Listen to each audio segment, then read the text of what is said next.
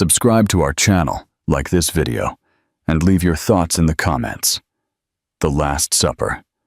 What happens when a man, blinded by ego, invites his mistress to a family dinner at the very mansion he once shared with his wife? He expects a seamless transition, a changing of the guard. He expects his powerful mother to approve, but he never expected his mother's definition of loyalty. In a single night, a multi-million-dollar empire is shaken. A life of luxury crumbles, and the woman he discarded receives the ultimate power. This is a story of betrayal, hidden motives, and the devastating consequences of underestimating the women you scorn. Brace yourselves, because this dinner is only the beginning.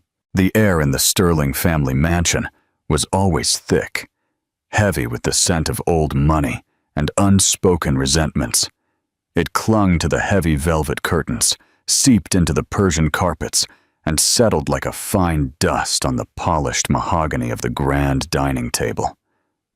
For Michael Sterling, this smell was that of his home, of power, of his birthright.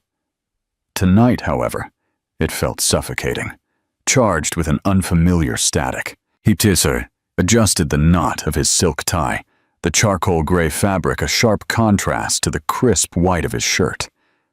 At 42, he was the living embodiment of privilege, with a jawline as sharp as his business acumen, and eyes the color of a stormy sea, currently clouded by a mixture of arrogance and a fleeting, unacknowledged flicker of apprehension. 6 months. It had been 6 months since his divorce from Dr. Sophia Hayes was finalized. 6 months since she had walked out of this very mansion, not with a torrent of tears as he had expected, but with a quiet dignity that had unnerved him more than any shout. Sophia, with her brilliant mind and compassionate heart, a renowned pediatric oncologist who saved lives while he acquired companies. They had been the golden couple, a perfect fusion of intellect and influence.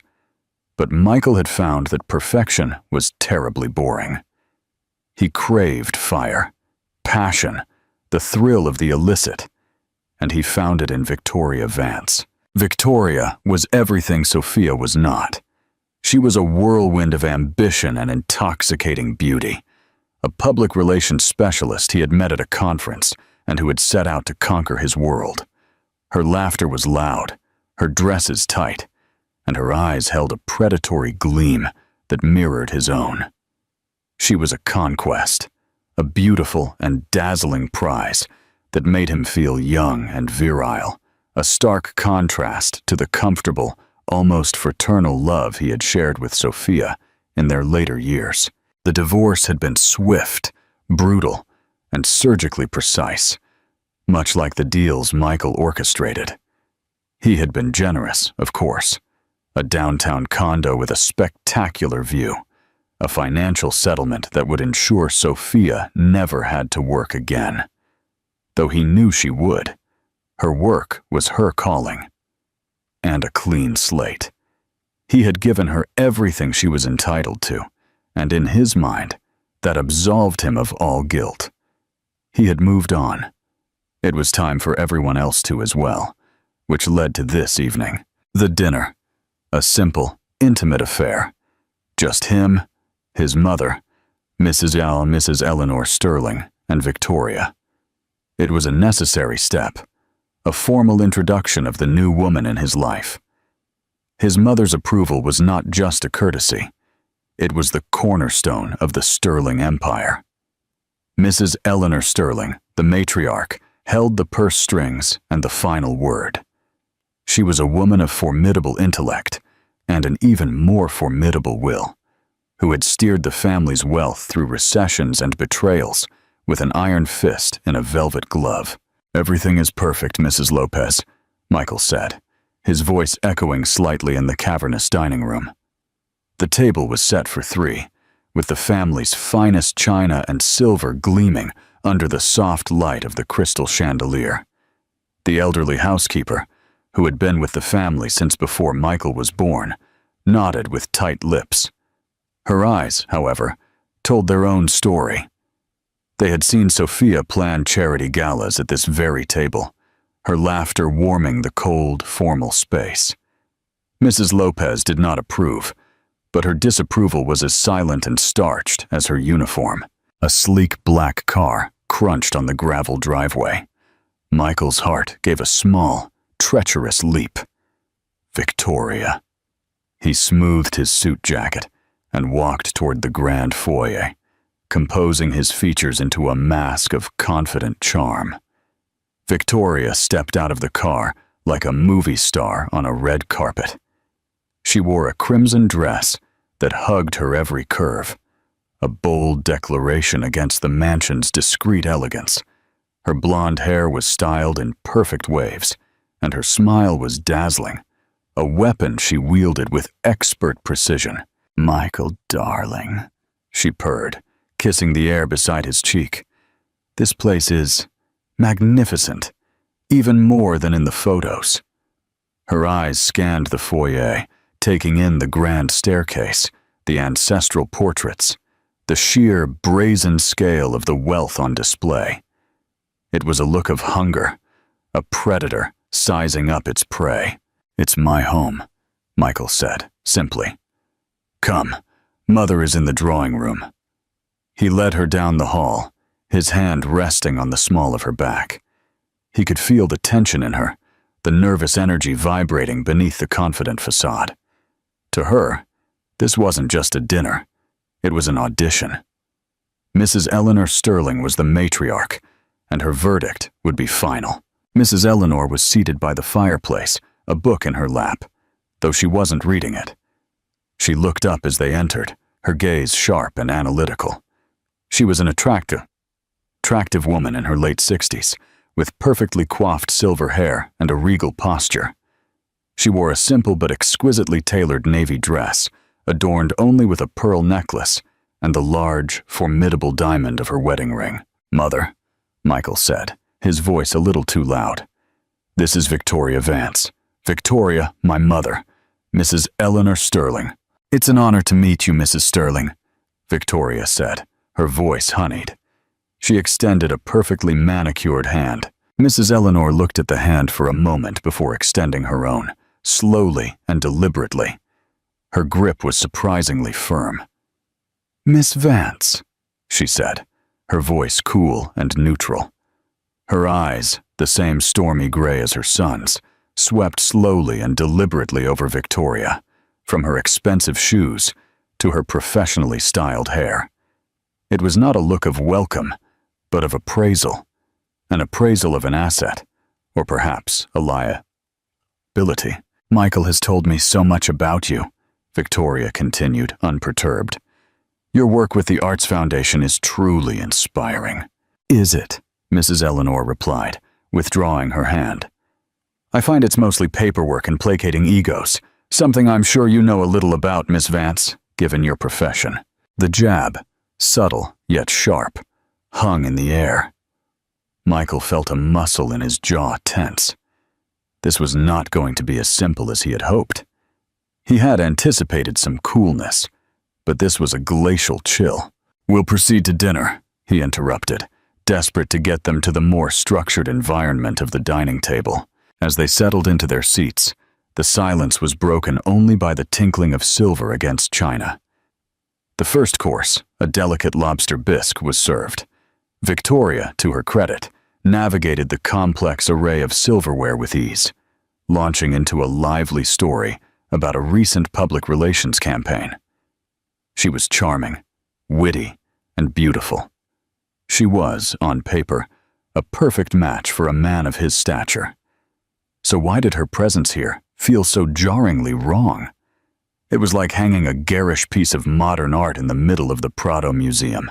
As Victoria talked, Michael's gaze drifted to the fourth-place setting. He had explicitly told Mrs. Lopez that it would be just 3 for dinner. He shot a questioning look at the housekeeper, who stood stoically by the sideboard. She gave an imperceptible shake of her head, her eyes blinking toward Mrs. Eleanor. It was his mother's doing. Before he could question it, the sound of the front door opening and closing resonated from the foyer. Heavy, familiar footsteps approached the dining room. Michael's blood ran cold. He knew those footsteps as well as he knew the beat of his own heart. The dining room doors swung open, and there stood Dr. Sophia Hayes. She was not dressed for a formal dinner. She wore simple black trousers and a soft cream cashmere sweater. Her dark, curly hair was pulled back in a loose bun, and her face was devoid of makeup. She looked tired, as a doctor looks after a long, difficult day.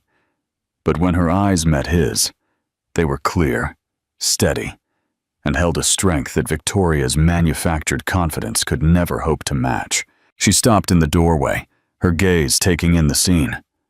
Michael, frozen in his chair. Victoria, with her fork halfway to her mouth, her face a mask of confusion and fury. And Mrs. Eleanor, who looked at Sophia and, for the first time tonight, smiled. A genuine, warm smile. "Sophia, darling," Mrs. Eleanor said, her voice holding an affection that had been conspicuously absent just moments ago. "Thank you for coming. We were just about to start." The silence that fell over the dining room was heavier than the ancestral portraits that lined the walls. It was a thick, suffocating blanket of shock, fury, and bewilderment. Michael felt as if the air had been sucked from his lungs. He looked at Sophia, his ex-wife, standing in the doorway of his family home, looking as if she had simply returned from a long day at the hospital, as had once been her routine. But now everything was different. He had made sure of that. Victoria was the first to recover. Her public relations training kicked into gear to smooth over the social grenade that had just detonated. She put down her fork with a delicate clink, her crimson lacquered nails a sharp slash of color against the white tablecloth. A strained, brittle smile spread across her lips. "Well, this is a surprise," her voice a carefully modulated purr, though her eyes, fixed on Sophia, were chips of ice. "Michael, you didn't mention we'd be having another guest." Michael could not find his voice. His gaze was locked on his mother. Mrs. Eleanor sat at the head of the table, the picture of composed serenity. Her expression gave nothing away. This was her move, her game, and he, his mistress, and his ex-wife were simply pieces on her board. Sophia, however, seemed unruffled. Her eyes, which held a deep, weary wisdom that always made Michael feel like a petulant child, scanned the room and settled on Mrs. Eleanor. "Mrs. Sterling," her voice was calm and steady, a soothing balm in the charged atmosphere. "You said it was urgent." "It is," Mrs. Eleanor replied simply, gesturing to the empty seat beside her, the seat that had always been Sophia's. "Please, join us." With a silent grace that felt like a rebuke to Victoria's flashy presence, Sophia walked toward the table. She did not look at Michael as she passed, a deliberate omission that stung more than any accusation. She gave a polite nod to Victoria, a gesture of civility that was somehow more insulting than open hostility. As she sat down, Mrs. Lopez materialized at her side, pouring a glass of water with a familiarity that spoke volumes. "I must apologize for my attire," Sophia said, her gaze directed at Mrs. Eleanor. "I came straight from the hospital. One of my patients, a little boy with neuroblastoma, had a difficult reaction to his last round of chemotherapy." She spoke of matters of life and death, with a casual gravity that made Victoria's previous chatter about brand synergy and market penetration seem completely frivolous. "And how is little Leo now?" Mrs. Eleanor asked, her tone tinged with genuine concern. "Stable for now. We have hope," Sophia said, a faint, tired smile touching her lips. "He's a fighter." Michael watched the exchange, a knot of something ugly and unknown tightening in his stomach. It was jealousy. He was jealous of the easy intimacy between his mother and his ex-wife, a bond that had clearly survived his marriage. They were talking about a world he had no part in, a world of meaning and consequence that made his own pursuits feel hollow. Victoria, sensing the shift in power, attempted to regain the spotlight. "That sounds incredibly stressful." Her voice dripped with synthetic sympathy. "I can't imagine. The pressure must be immense. It reminds me of a crisis campaign we did for a pharmaceutical client whose new drug had some unexpected side effects. We had to work around the clock to manage the narrative."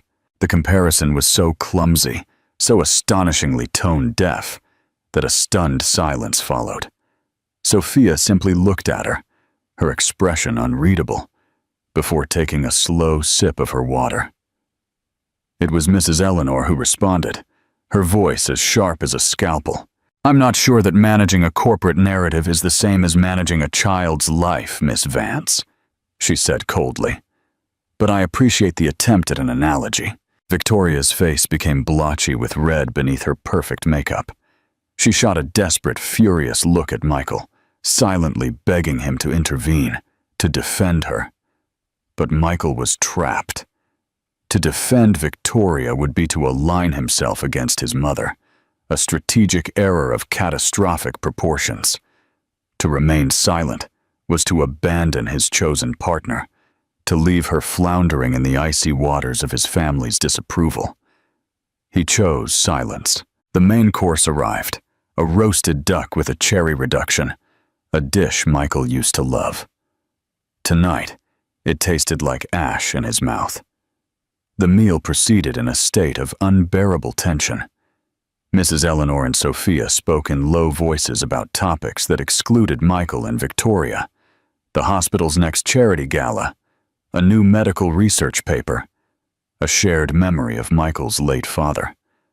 They were weaving a cocoon of shared history and mutual respect, leaving him and Victoria on the outside, looking in. Michael felt a surge of childish anger. This was his house, his inner. He had orchestrated this evening to formally install Victoria in her rightful place by his side. Instead, they were making him feel like an intruder, a guest at his own table. His mother was deliberately humiliating him. And for what? To prove a point? He tried to steer the conversation back to his territory. "The Sterling merger is moving ahead of schedule," he announced to the table in general. "We're looking at a final valuation that surpasses all initial projections. It's going to be the biggest deal of the year for the company." He looked at his mother, expecting a nod of approval, a flicker of pride. Instead, she turned to Sophia. "Sophia, do you remember Mr. Sterling? A dreadful man. We were seated with him at that ghastly fundraiser 2 years ago. He spent the entire night complaining about his yacht." Sophia laughed, a low, warm sound that filled the room. "The one he called the alibi? Yes, I remember him. He told me my work was a cute hobby." Mrs. Eleanor smiled. "He's a fool. I do hope you're running him into the ground, Michael. Not because it's good business, but on principle." The dismissal of his professional triumph, the casual way they belittled a man he was about to make millions with, was infuriating. They were a united front, a fortress he could not penetrate. Meanwhile, Victoria had become increasingly silent, her former vivaciousness replaced by a sulky pout. She picked at her food, her eyes darting between the other three, a calculator running behind her gaze. She was reevaluating, reassessing the prize and the cost of her acquisition. She had likely seen this dinner as the final hurdle, the moment she would be officially welcomed into the dynasty. Instead, she had been relegated to the role of an unwanted, uninteresting interloper. The power she thought she held over Michael, the power that came from his desire, was proving to be completely useless in the face of the true authority in this house. Finally, the ordeal of the main course ended. As the dishes were cleared, Mrs. Eleanor placed her napkin on the table. The gesture felt final, like a judge striking a gavel. "Well," she said, her gaze sweeping over the three of them, "this has been enlightening." She looked at Victoria, her expression one of polite disdain. "Miss Vance, thank you for coming. I believe you now have a clearer understanding of our family dynamic." It was not a question. Then she turned to Michael, and for the first time, he saw a flicker of something that looked like disappointment, a deep, maternal sadness that hurt more than her anger. "Michael, we need to talk." Her eyes finally rested on Sophia, and her expression softened completely. "And Sophia, I have something for you." Mrs. Eleanor meowed from her chair. "If you will all follow me to the study." It was an order, not an invitation. As they stood, a sense of dread washed over Michael. This was not just a dinner. It was not just a power play. It was a reckoning. And he had the terrible, sinking feeling that he was about to pay a price he had never anticipated. The final supper was over. Now came the judgment. Interactive questions. What do you think is in the folder for Sophia? What would you do if you were in Michael's shoes right now? The study was the heart of the Sterling Empire, a room that spoke of generations of power and influence. Dark oak panels lined the walls. Floor-to-ceiling bookshelves were filled with leather-bound volumes, and a massive partner's desk stood like an altar in the center of the room. This was Michael's father's domain, and now it was Mrs. Eleanor's. Michael had always felt like a visitor here, a prince waiting for his coronation. But the crown had never quite settled on his head. His mother had never fully relinquished control. Mrs. Eleanor walked behind the imposing desk, the worn leather of the high-backed chair sighing as she sat. She did not invite anyone else to sit. They stood before her like subjects, awaiting a decree. Michael, tense and defiant. Victoria, her face a carefully constructed mask of neutrality that barely concealed her seething fury. And Sophia, calm and watchful, her stillness a sharp contrast to the nervous energy radiating from the other two. From a locked drawer in the desk, Mrs. Eleanor pulled a thick folder. She placed it on the polished surface with a soft thud that echoed in the silent room. Her movements were deliberate, imbued with a sense of ceremony. She folded her hands into a steeple, her sharp, intelligent eyes fixed on her son. "Michael," she began, her voice stripped of its earlier coolness, now possessing a weary, almost clinical precision. "For the past year, I have watched you. I watched you cast aside a wife who was your intellectual and moral superior in every conceivable way. I watched you become infatuated with—" She paused, her gaze flickering to Victoria with dismissive brevity. "A woman who sees you not as a partner, but as a stepping stone, an acquisition. And you, blinded by a midlife crisis of astonishing cliché, were too arrogant to see it." Victoria gasped, a small, indignant sound. "Now you wait a minute." "You will be silent, Miss Vance," Mrs. Eleanor interrupted, her voice dropping to a low register. "You are a guest in this house, for now." Victoria's mouth snapped shut. Her eyes blazed with fury, but she held her tongue. She looked at Michael, a silent demand for him to defend her honor. Michael's jaw was so tight, a muscle pulsed in his cheek. He wanted to rage, to shout, to tell his mother she had no right. But the words died in his throat. He was paralyzed by the sudden and terrifying realization of his own powerlessness. Mrs. Eleanor returned her attention to Michael. "I had hoped you would come to your senses, that the divorce would be a shock to your system, a moment for self-reflection. Instead, you have doubled down on your folly. You have sought to install your mistress in Sophia's place, in this house, at my table. You believed your wealth and your name could simply erase your transgressions, that you could trade one woman for another as if you were changing a suit. You have shown a profound lack of judgment, of character, and most importantly, of loyalty.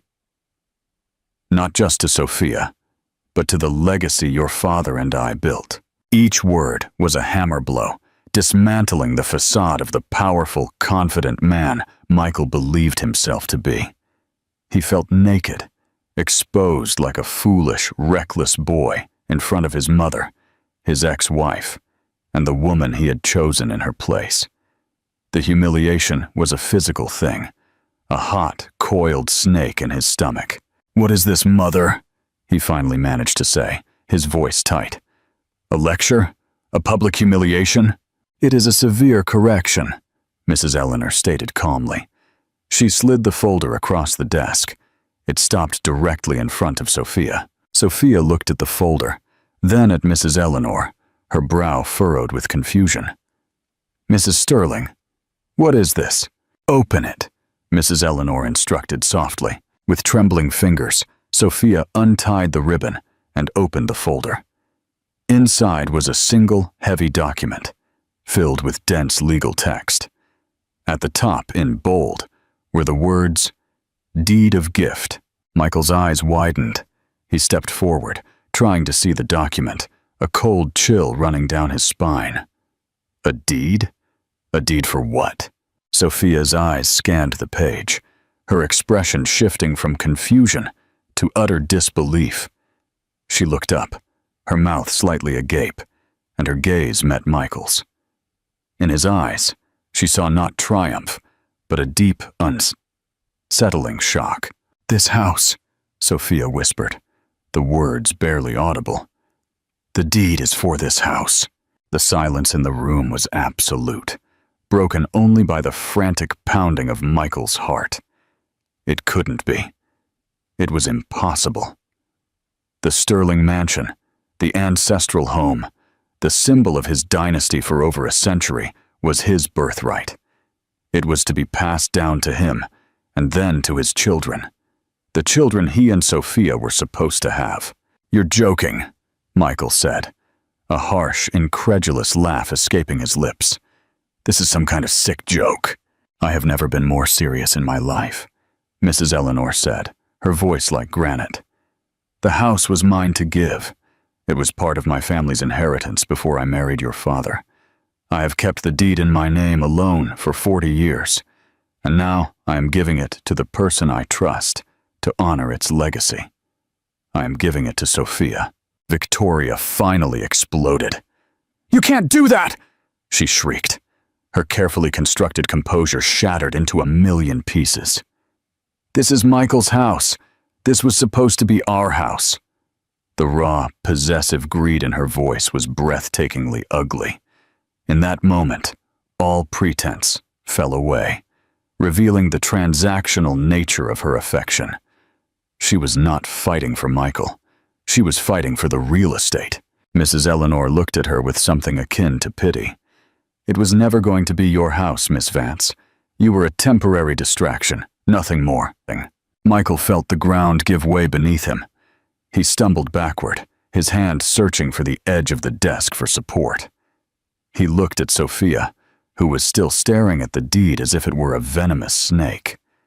This wasn't just about a house. It was a complete and utter repudiation of him. His mother had not only chosen Sophia over him, she had armed his ex-wife with the ultimate symbol of his failure. She had given Sophia the power to evict him from his own life. "Why?" Michael exclaimed, the word raw with pain and betrayal. "Why are you doing this to me?" Mrs. Eleanor's stern facade finally cracked, and a deep maternal sadness filled her eyes. "Because you left me no other choice, Michael. You were destroying yourself, and you were tarnishing our name. I did this to save you from yourself. Sometimes a man has to lose everything to understand what really has value." She rose from her chair and walked around the desk to stand by Sophia. She placed a soft hand on Sophia's shoulder. "The house is yours, Sophia," she said in a low voice, her voice just for Sophia. "Free and clear. There are no strings attached. You can live in it, sell it, or burn it to the ground. It's your decision. You are the only one I trust to make the right one." Sophia looked from the deed in her hands to the stunned face of her ex-husband, and then to the furious, contorted features of his mistress. She held the power now. All of it. The deed was not just paper and ink. It was justice. It was vengeance. It was a burden of unimaginable weight. And in the deafening silence of the study, she had no idea what she was going to do with it. Interactive question. What would you do in Sophia's place? Would you sell the house, keep it, or use it for a greater purpose? Share your opinion in the comments. The chaos that followed the dinner party was a symphony of disbelief. The study, once a sanctuary of quiet power, became a pressure cooker of raw, unfiltered emotion. The deed lay on the desk, a silent testament to the bomb Mrs. Eleanor had just detonated. Its legal jargon, a death sentence to one life, and the bewildering birth of another. Victoria was the first to explode. Her shock curdled into a poisonous rage. Her carefully constructed persona of the charming, supportive partner disintegrated, revealing the furious, greedy woman underneath. "This is insane! It's theft!" she shrieked, her voice high and ugly. She turned to Michael, her perfectly manicured finger jabbing at his chest. "You're going to let her do this? You're just going to stand there and let her give our future to her?" The possessive pronouns, "our future," hung in the air, suddenly sounding hollow and transactional. Michael flinched, not from her touch, but from the raw greed in her eyes. For the first time, he saw Victoria not through the haze of infatuation, but through the cold, clear lens of his mother's appraisal. He saw a woman who had attached herself to his wealth, not his heart. The realization was a nauseating jolt, a splash of ice-cold water to the face. "Victoria, stop," he mumbled, his voice weak, unfamiliar to his own ears. He felt hollowed out, a puppet whose strings had been cut. "Stop!" she shrieked, her laugh high and hysterical. "You just got publicly emasculated by your own mother, and you're telling me to stop? She gave your home, your legacy to the woman you left. Don't you see the humiliation? She's laughing at you. Both of them are." Victoria's gaze darted to Sophia, who still stood by the desk, the deed held loosely in her hand. Sophia looked pale, stunned, as if she'd been struck by lightning. There was no triumph in her expression, no hint of laughter. There was only a deep, overwhelming shock. "And you," Victoria spat at Sophia. "Don't think I don't see what this is. You played the long game, didn't you? The poor abandoned wife, cozying up to the lonely old matriarch. You manipulated her." Sophia finally looked up, her eyes focused on Victoria, as if seeing her for the first time. The weariness in her expression was replaced by a flicker of steel. "You and I are very different, Victoria," Sophia said. Her voice was quiet, but it held immense weight. "You see a prize to be won. I see a family that is being torn apart. You think this is about a house? It's not." She looked at the deed in her hand, her expression one of profound conflict. "I don't know what this is, but it's not a victory." The quiet dignity of her reply seemed to enrage Victoria even more. She turned to Michael, her last desperate attempt. "Michael, fix this, call your lawyer, sue her, do something!" But Michael was no longer listening to Victoria. His world had shrunk to two people, his mother, who stood like a marble statue of judgment, and his ex-wife, who now held the keys to his entire life in her hands.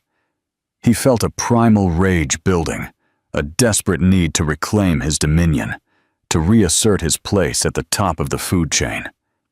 He shoved past Victoria and faced his mother. "How could you?" His voice was low and dangerous. "After everything I've done for this family, for the company, you cut me off at the knees, you humiliate me in front of them.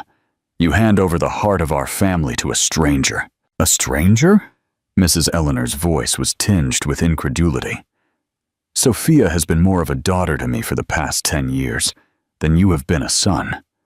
She has upheld our values while you have trampled on them. She kept lives while you accumulated assets. She is not the stranger here, Michael. You are." The truth of her words was a physical blow. He had become a stranger in his own home, in his own family. The realization was so profound, so devastating, that his anger momentarily gave way to a vast, empty chasm of despair. He turned his gaze to Sophia, a different emotion now swirling in the toxic cocktail of his feelings. A desperate, pathetic plea for understanding. "Sophia, you can't accept this. You know it's wrong. This is my house." Sophia looked at him, and for a moment, he saw a glimmer of the old Sophia, the woman who had once loved him, the woman whose compassion was as boundless as her intellect. He saw pity in her eyes, and that was worse than her anger. "Your house?" she repeated in a low voice. "Was it my house, Michael? When you were booking hotel rooms with her? When you were texting her from our bed? Was it my house then? Or was it just a beautifully decorated stage for your life, where I was just another prop?" He had no answer. Her words were true, and the truth was a brutal, unforgiving thing. He had desecrated their shared space long before Victoria ever set foot in it. The tension in the room was unbearable. It was Sophia who finally broke it. She placed the deed carefully back on the desk, her hands trembling slightly. "I need air." Her voice was tight. She looked at Mrs. Eleanor. "I can't think about this right now. It's too much." "Of course, dear," Mrs. Eleanor said softly. Sophia turned and walked out of the study, her footsteps silent on the thick carpet. She did not look back. The moment she was gone, the fragile truce broke. Victoria, realizing she had lost, that her investment in Michael Sterling had just been declared bankrupt, let out a sound of pure, unadulterated fury. "Fine," she snarled, grabbing her expensive handbag from a side table. "This is a circus. I'm done." She looked at Michael, her eyes filled with contempt. "When you grow a backbone, you know where to find me. But don't take too long. I have other offers." With that, she stormed out of the study and the house. The slam of the front door was a definitive and resounding end to their affair. Michael knew it, and he was surprised to find that he felt nothing but a hollow, echoing emptiness. He was alone in the study with his mother. The silence was deafening. The deed still lay on the desk, a ticking time bomb between them. "What have you done?" he whispered. The fight had gone out of him, replaced by a chilling sense of loss. "I have given you an opportunity, Michael," Mrs. Eleanor said. Her voice softened, the hard edges of the matriarch giving way to a mother's pain. "An opportunity to start again, to rebuild yourself. Not your portfolio, but your character. You have been living in a gilded cage, and you have forgotten how to fly. Or perhaps you never learned." She walked to the window, looking out at the manicured gardens, now shrouded in darkness. "This house is a weight. It is a responsibility. It was crushing your father, and it was crushing you. You were so concerned with owning it that you forgot to live in it." Michael sank into one of the leather armchairs, the same one his father used to sit in. He felt small, insignificant. He had lost his wife, his mistress, and his home in the space of an hour. He had been stripped of everything that defined him, his wealth, his power, his name. They all felt like a costume he had been wearing, and his mother had just ripped it off. He looked at the deed on the desk. Sophia had left it. She hadn't taken it with her. A small, irrational spark of hope ignited within him. Maybe she would refuse it. Maybe she would see this as the cruel and manipulative act it was, and reject it on principle. But as he sat there, in the ruins of his life, another, more terrifying thought dawned. What if she didn't? What if she accepted it? What if, tomorrow, Dr. Sophia Hayes, the woman he had betrayed and discarded, became his landlady? The power imbalance that had so defined his entire life had just been completely and devastatingly reversed. And he had no idea how to live in a world where he was not in control. Interactive question. Do you think Michael can truly change, or will he revert to his old habits? What would be your advice to him right now? Let us know in the comments below. The days that followed the dinner were steeped in a new kind of silence. The old silence of the Sterling mansion had been one of oppressive formality and unsaid rules. This new silence was one of absence and uncertainty. It was the silence of a vacuum, a space where a life had been violently torn out, and nothing had yet rushed in to fill the void. Michael remained at the mansion, a ghost haunting the hallways of his own former kingdom. He had half expected Sophia to arrive with a lawyer and an eviction notice the next day. He had braced himself for it, rehearsing speeches of righteous indignation in his head. But she never came. She didn't call. She didn't text. The deed remained in the study, a potent symbol of her power. Yet she refused to wield it. Her inaction was a more effective form of psychological warfare than any legal maneuver.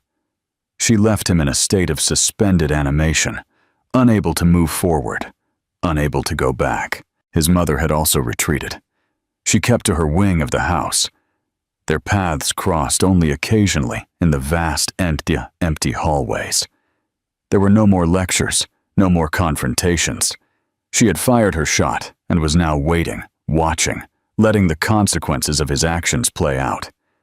Her silence was one of patient expectation, and it unsettled Michael more than her anger. Stripped of his usual distractions, the thrill of the deal, the flattering presence of Victoria, Michael was left with nothing but time and the resonant silence of his own thoughts. He roamed the house like a caged animal, from the grand ballroom where he and Sophia had hosted their first charity gala, to the sun-drenched breakfast nook where she used to read medical journals on Sunday mornings. Every room held a memory of the life he had systematically dismantled. He found himself thinking of Sophia not as the wronged ex-wife or the new owner of his home, but as the woman he had once known. He remembered her passion for her work, the way her eyes would light up when she talked about a breakthrough in a patient's treatment. He remembered her quiet strength, her unshakable moral compass, her ability to find joy in the smallest things, a rare bird in the garden, the first snowfall of winter, a perfectly brewed cup of tea. These were the parts of her that he had found comfortable, predictable, and ultimately boring. Now, in their absence, he felt a deep, aching emptiness. One afternoon, driven by an impulse he didn't fully understand, he found himself in their old walk-in closet. It had been emptied, of course. The shelves were bare, the racks naked, but the scent of her lingered, a faint, persistent fragrance of lavender and old books. It was a scent of calm, a smell he had taken for granted and now desperately missed. On the floor, in a forgotten corner, lay a single, small object. A copy of Persuasion by Jane Austen, her favorite novel, bound in worn leather. He picked it up, the cover soft and supple from years of being read and reread. He opened it, and a tiny pressed flower fell from between the pages, a daisy from the mansion's garden. A memory, sharp and painful, pierced through him. A lazy summer afternoon, years ago, when they were still happy, when he had picked that daisy and tucked it in her hair. The small, simple gesture of love felt like a relic from another life, a testament to a man who no longer was. A wave of self-loathing washed over him, so powerful it almost brought him to his knees. What had he become? He had traded this genuine, quiet love, for the cheap, hollow thrill of Victoria's manufactured adoration. His mother was right. He was a fool. Meanwhile, Sophia was grappling with her own silence. The deed sat on her coffee table, in her sleek, impersonal downtown condo, a place that had felt like a refuge, but now felt like a waiting room. The document was a source of immense, terrifying power. Her friends, when she had cautiously told them, were unanimous. "Sell it," her colleague Maria had urged. "Take the money and travel the world. Build your own clinic. Make him pay. Literally. It was tempting. The thought of liquidating the symbol of her pain and turning it into something good, something that was entirely hers, was incredibly appealing.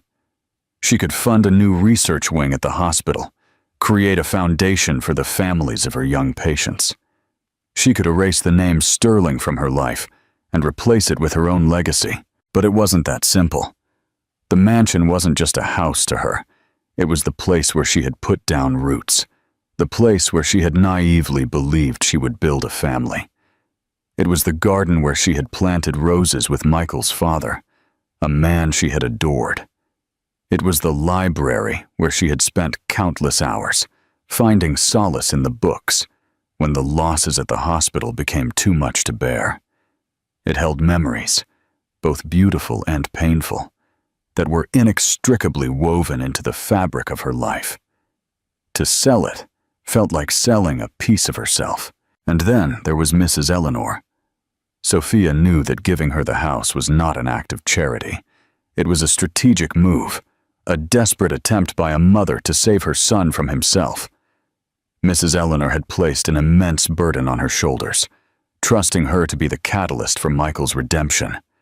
It was a trust that Sophia felt deeply, but also resented. It was not her job to fix the man who had broken her. After a week of agonizing indecision, she knew she couldn't continue in this limbo. She had to face it. She had to see the house again.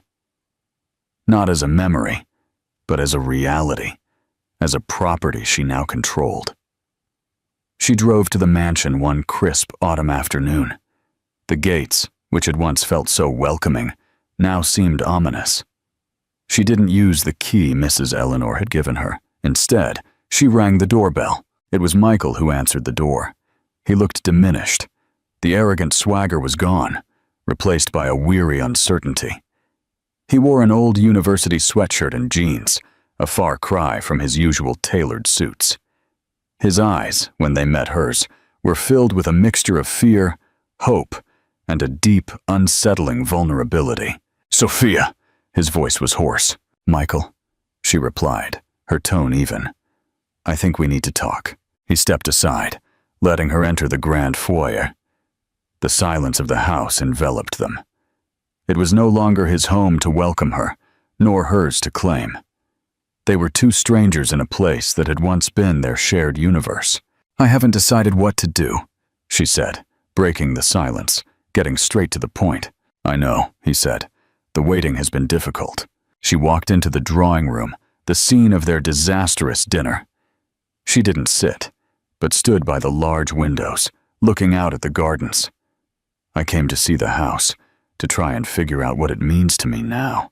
Michael stood awkwardly in the middle of the room, his hands stuffed into his pockets. "And what does it mean to you?" he asked, his voice barely a whisper. "Sophia," she turned to look at him, her expression serious, "is looking.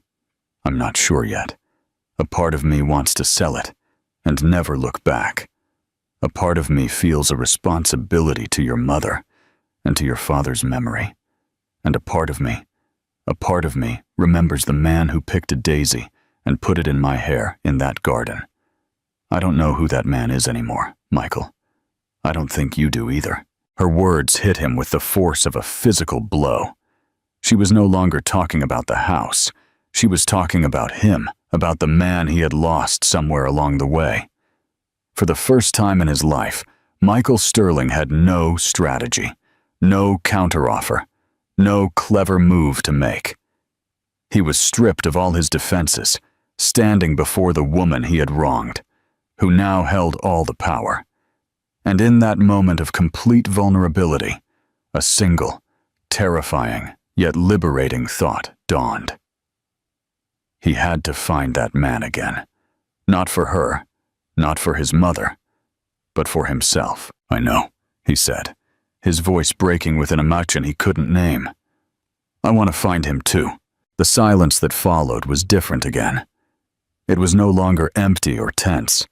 It was fragile, tentative, and it held the faintest, most delicate glimmer of a new beginning. Don't miss the conclusion to this story. Like, share, and subscribe for more thought-provoking content. Do you think their relationship can work? What advice would you give Michael now? Let us know in the comments. The conversation in the drawing room did not magically fix anything. There was no tearful reconciliation, no grand gesture of forgiveness. But it did shift the tectonic plates of their broken relationship. The raw, open wound of the betrayal was still there. But the air of hostility had been replaced by a fragile, uncertain truce. Sophia left the mansion that day without a decision, but with a new and unsettling clarity. The question was no longer just what to do with the house, but what to do with the man who came with it. She began to visit the mansion more often, always during the day, always with a purpose. She told Michael and herself that she was taking inventory, assessing the property's condition for a potential sale. It was a practical, logical reason that provided a necessary shield for the far more complicated and emotional reality. She walked through the rooms with a clipboard, taking notes. But what she was really documenting were the ghosts of their past and the shadow of a possible future. Michael, in turn, became a reluctant keeper, a gardener in his own former paradise. He watched her from a distance, giving her space. He saw her in the garden, her fingers gently touching the petals of the roses his father had planted. He saw her in the library, running her hand over the spines of the books they had once read together. He saw a woman who was not gloating over her prize, but mourning a loss. His loss. Both of their losses. During these visits, they began to talk, not about the deed or the divorce or Victoria. They talked about small things. The dripping faucet in the upstairs guest bathroom, the family of hawks that had nested in the old oak tree, her work at the hospital, his tentative, clumsy attempts at finding a new purpose. He had taken a leave of absence from the company, a move that had sent shockwaves through the financial world. He told her he was re-evaluating, a corporate euphemism for being completely and utterly lost. One afternoon, she found him in the vast, state-of-the-art kitchen, trying to make coffee. He looked so out of place, a captain adrift in his own galley. The man who could command a boardroom of sharks was stumped by a French press. "You're doing it wrong." Her voice startled him. "You're scalding the beans." He looked at the steaming kettle with a frustrated sigh. "I've never had to make my own coffee before." The admission hung in the air, a raw confession of his lifelong privilege.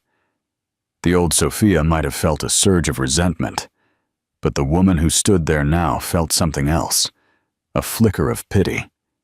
He was like a man learning to walk again after a long illness. She walked over, took the kettle from his hand, and began to show him. Her movements were patient and precise.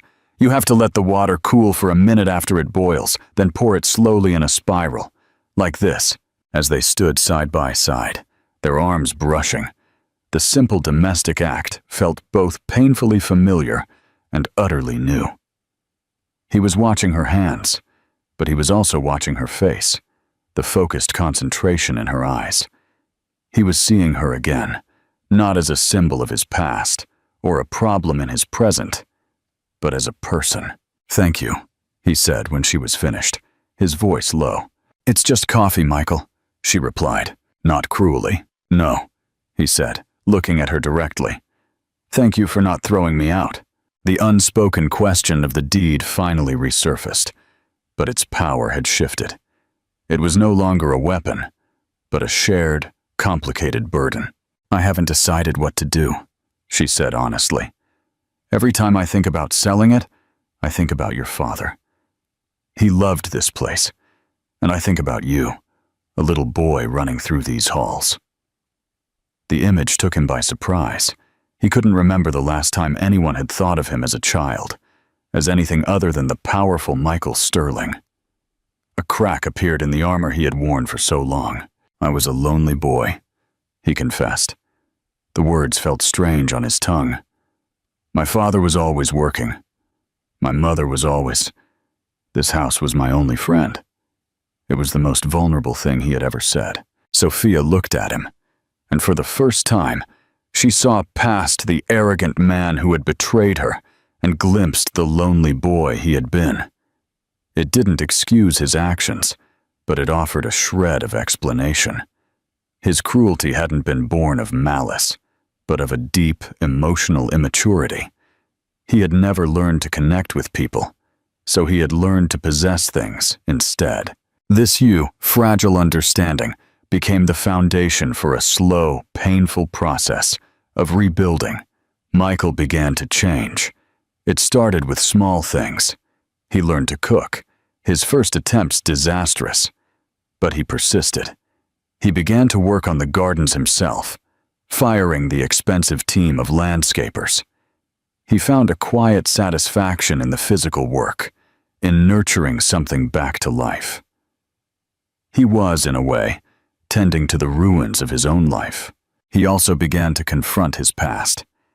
He reached out to people he had wronged in business deals, not with legal settlements, but with genuine apologies.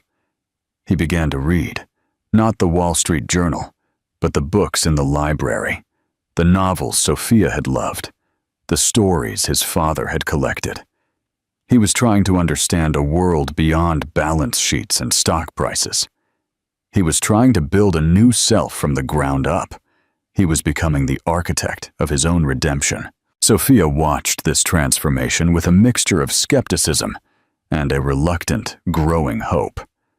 She knew that true change was a slow, arduous process. She was a doctor. She knew that healing was never linear. There were moments when the old Michael would resurface, a flash of arrogance, a flicker of entitlement, and she would withdraw, the walls around her heart rebuilding instantly. But then there were other moments. The time he called her, his voice filled with genuine excitement, to tell her that the hawks had hatched. The afternoon she came to find he had successfully repaired the old grandfather clock in the foyer, something even his father had never managed to do. The day he told her he had set up a blind trust to fund a new pediatric wing at her hospital, using his own personal money, with the only condition that it be named in honor of a patient she had lost. He had done it anonymously, without fanfare. It wasn't a grand gesture to win her back. It was an act of quiet atonement. One crisp afternoon, she found him sitting on the back patio, watching the sunset paint the sky in shades of orange and purple. A copy of Persuasion lay on the table beside him. Reading it? Her voice was soft. He looked up, a faint, sad smile on his face. I'm trying to understand Captain Wentworth, a man who let pride and anger steal 8 years of happiness from him, a man who almost lost everything because he was too afraid to say what was in his heart. He looked at her, his eyes clear and direct, stripped of all artifice. I was a fool, Sophia, a blind, arrogant fool. I threw away the most precious thing in my life for nothing. I don't expect you to forgive me. I don't deserve it. But I need you to know that I see it now. I see you, and I am so, so sorry. The apology, when it finally came, was not the one she had imagined. It wasn't dramatic or desperate. It was quiet, simple, and utterly sincere. It was the apology of a man who had finally faced himself. Tears sprang to Sophia's eyes, tears she had refused to shed for months. They were not tears of sadness, but of a complex, overwhelming catharsis.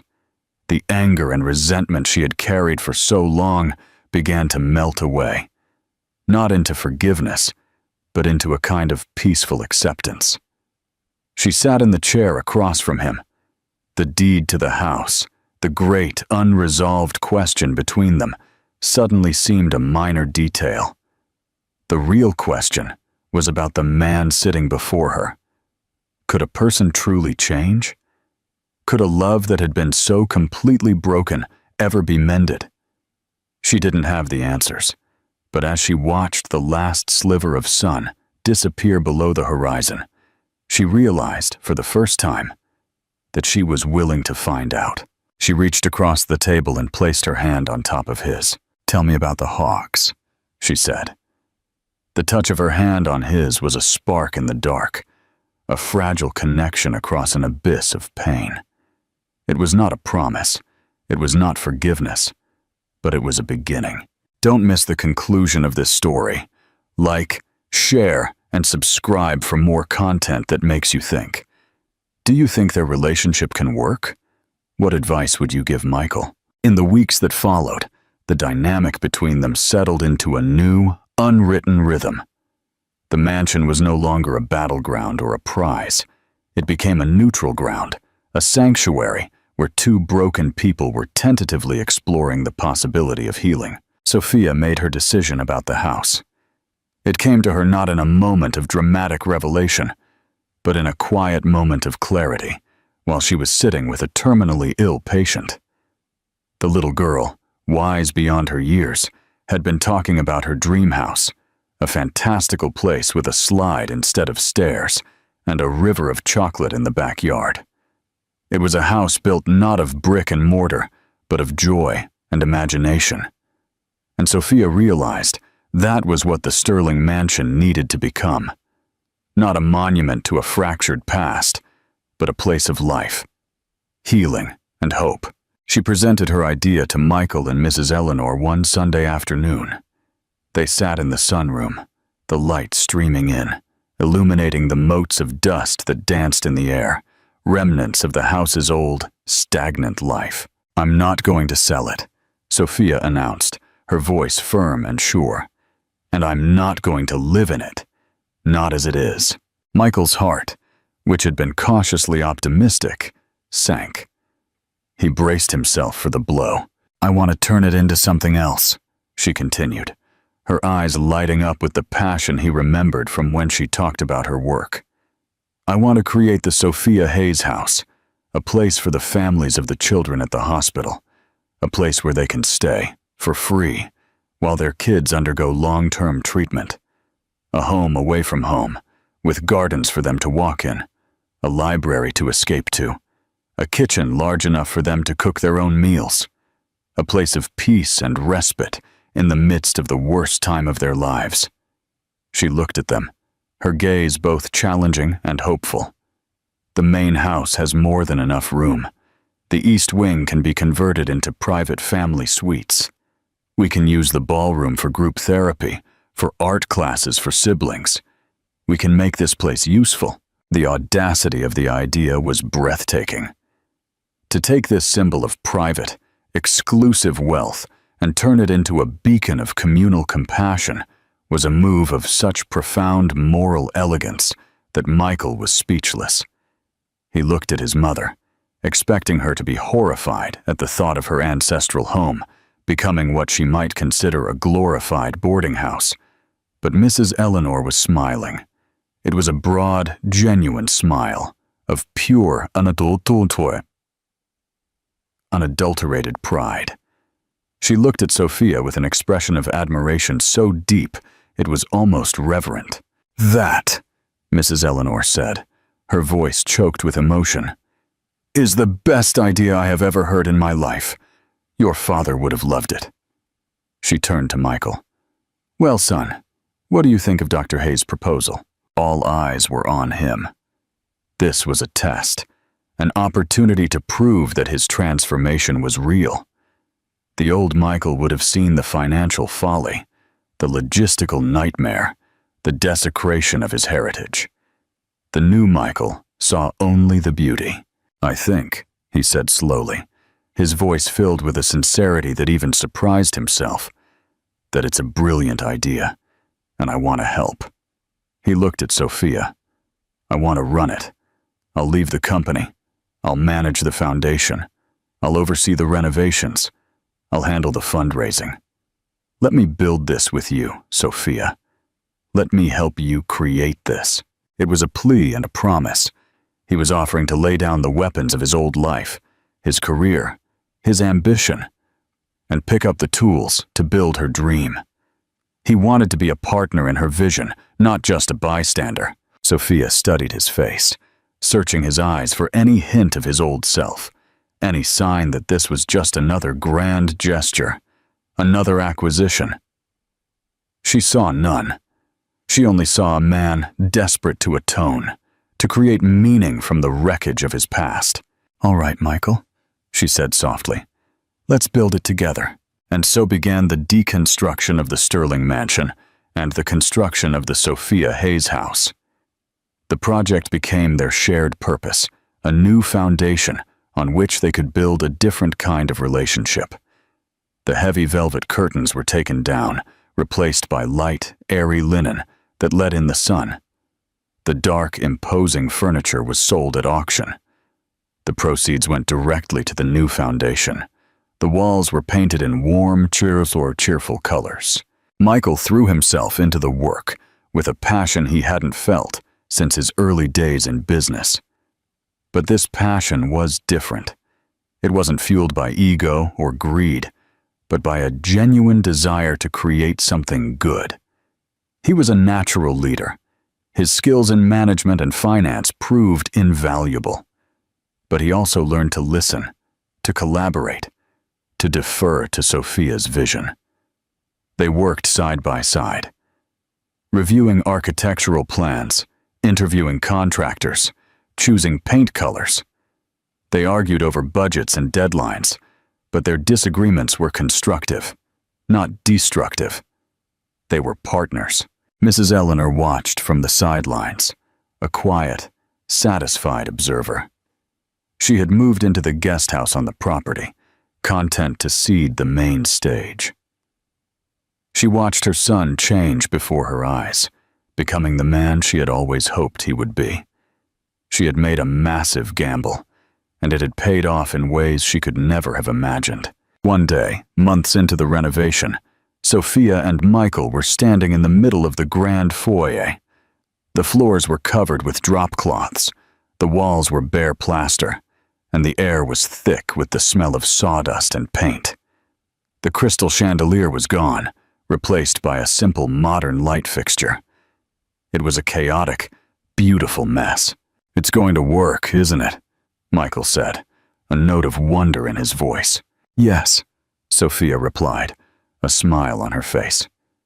"It will." He looked at her, standing there in her paint-splattered jeans and t-shirt, her hair in a messy bun, and he felt a surge of love so powerful it almost knocked him off his feet. It was a different kind of love than he had felt before. It wasn't the possessive, youthful infatuation of their early years, nor was it the comfortable, stagnant affection of their later marriage. It was a love born of respect, admiration, and a hard-won, shared grace. It was a love built on a new foundation. He reached out and took her hand, his fingers lacing with hers. "Sophia," he began, his voice choked with emotion. She squeezed his hand. Her eyes met his. "I know, Michael," she said softly. "Me too." They didn't need to say the words. The house, in its messy, hopeful transformation, was saying it for them. They had a long way to go. The scars of the past would always be there, a faint, silvery reminder of the pain they had endured and the lessons they had learned. But as they stood together in the ruins of their old life, they were no longer looking back. They were looking forward to the new, beautiful thing they were building together. The inauguration of the Sophia Hayes house was a quiet affair, a sharp contrast to the lavish high society galas the Sterling mansion had once hosted. There were no reporters or celebrities, just the hospital staff, a few key donors, and the first 3 families who would call the house their temporary home. The autumn sun cast a warm, golden glow over the building, which now seemed to breathe a lighter, more welcoming air. Sophia stood on the newly constructed front porch, addressing the small crowd. She spoke not of fundraising goals or architectural details, but of hope, community, and the simple human need for comfort in times of crisis. As she spoke, Michael stood just behind her, out of the spotlight. He watched her, his heart swelling with a pride that was pure and selfless. This was her vision, her triumph. He was simply a humble contributor, and that was more than enough. After the speeches, they mingled with the guests. Michael found himself talking to a young father whose 6-year-old daughter was battling leukemia. The man, his eyes hollowed with fear and exhaustion, talked about the relief of having a quiet, beautiful place to stay, just minutes from the hospital. "I can cook my daughter her favorite meal tonight," the man said, his voice breaking. "In a real kitchen. You don't know what that means. It's a small piece of normal in the middle of all this chaos." "I'm glad we could help," Michael said, his own voice thick with emotion. For the first time, he understood wealth not as a measure of power, but as a tool for compassion. The numbers on a balance sheet were insignificant compared to the look of gratitude in this man's eyes. Later, as the evening wound down, he found his mother sitting in the garden, on a bench overlooking the rose bushes. "Your father would be so proud, Michael." Her voice was soft. "Not just of this house, but of you. I couldn't have done it without you, Mother," he said, sitting down beside her. "Your intervention was brutal, but it was necessary. You saved me." "No, Michael," she corrected him softly. "I only opened the door. You were the one who had the courage to walk through it, and Sophia was the one who showed you the way." Their conversation was interrupted by a sleek, familiar car pulling into the driveway. It was Victoria. Michael's body tensed. He hadn't seen or spoken to her since the night she had stormed out. He had no idea why she was here. Victoria got out of the car. She looked different. The loud, aggressive glamour was gone. She wore a simple, elegant dress, and her makeup was understated. She looked older, more serene. She walked up to them cautiously, her eyes on Michael. "Michael," she said, her voice quiet. "Can we talk for a minute?" Michael looked at his mother, who gave a slight nod. He walked with Victoria to a more private corner of the garden. "I'm not here to cause trouble," she began, her hands twisting the strap of her handbag. "I just heard about what you'd done with the house, and I had to see it. It's incredible. Thank you," she said, her tone neutral. She took a deep breath. "I wanted to apologize, Michael, for how I acted. I was awful that night. I showed my true colors, and they weren't pretty. When you lose everything, it gives you a lot of time to think. And I realized that I didn't love you. I loved the idea of you, the power, the money. I was so busy trying to conquer your world, I never stopped to think if I actually wanted to live in it." She looked him in the eye, and for the first time he saw not a predator, but a person, flawed and insecure. "I'm sorry for the part I played in your pain, and in Sophia's. She's a better woman than I could ever hope to be." The quiet apology was unexpected, and to Michael's surprise, sincere. He saw that she too had been on a journey of self-discovery. Her loss had forced her to confront her own emptiness, just as his had forced him to confront his. "I appreciate that, Victoria," he said, and he meant it. "I wish you all the best." "You too," she said. With one last sad smile, she turned and walked back to her car, leaving his life forever. The last ghost of his past had been laid to rest. He found Sophia in the library, now a cozy, welcoming space with comfortable armchairs and reading lamps. She was showing a little girl, the sibling of a patient, a book with beautiful illustrations. The girl was laughing, her face lit up with joy. He leaned against the doorway, watching them, his heart full. This was it. This was the meaning he had been searching for. It wasn't in a boardroom or a stock ticker. It was here, in the quiet moments of human connection, in the simple act of bringing comfort to others. When the little girl had run off to find her parents, Sophia looked up and saw him. She smiled, a warm, easy smile that reached her eyes. "Was it a good day?" she said. "It was a perfect day," he replied, walking toward her. He stopped in front of her, taking her hands in his. The space between them, once an abyss, was now just a breath. The love he felt for her was a quiet, steady flame, a lighthouse that had guided him home. "Michael," Sophia said, her voice low and serious, "I know I have no right to ask you for anything. I know the past will always be a part of our story, but I have to ask anyway. Can we have a future? Can we start a new story right here, in this house we built together?" She looked into his eyes, the stormy gray eyes she had once loved, then hated. And now she loved them again, in a new and different way. She saw the lonely boy he had been, the arrogant man he had become, and the good, compassionate man he was now. She saw his journey, his atonement, his redemption. She thought of persuasion, of Anne Elliot and Captain Wentworth, of second chances and a love that was deeper and truer for having been lost and found again. "Yes, Sophia," she whispered, her voice filled with all the love and hope in the world. "Yes, let's start our new story." He leaned in and kissed her. A kiss that was not about passion or possession, but about partnership, respect, and a deep, shared grace. It was a kiss that sealed the past and opened the door to the future, in the heart of the home, built on the ashes of their old life. They had come full circle, finding their way back not to what they had been, but to something stronger, truer, and infinitely more beautiful. A year later, the Sophia Hayes house was humming with a quiet, steady rhythm of life. The initial novelty had worn off, replaced by the comfortable hum of routine.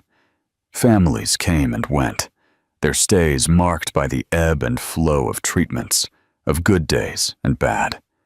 The house absorbed it all, the tears, the laughter, the whispered conversations late at night, the shared meals in the large community kitchen. It had become exactly what Sophia had envisioned, a sanctuary, a place of solace. Michael had found his calling not in grand fundraising gestures, but in the small, daily acts of service.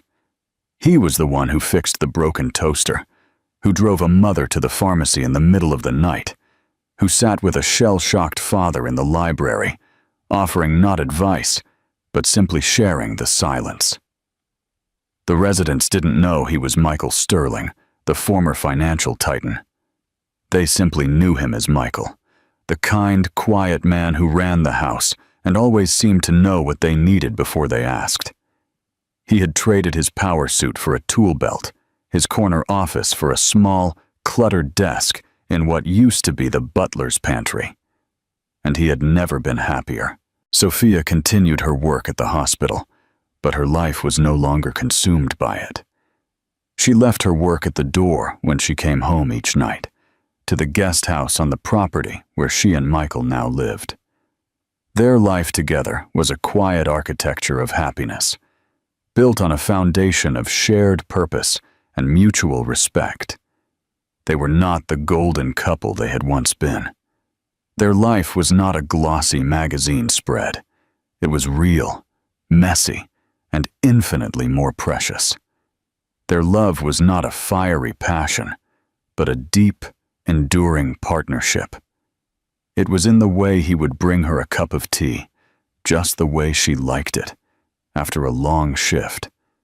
It was in the way she would listen, truly listen, as he talked about his day, celebrating the small victory of a repaired boiler or the smile of a child. They had learned to communicate not just with words, but with gestures, with silences, with a shared understanding that had been forged in the crucible of their past. Mrs. Eleanor, now in her late years, was a constant, gentle presence. She spent her afternoons reading to the children in the garden or teaching them how to play chess in the sunroom.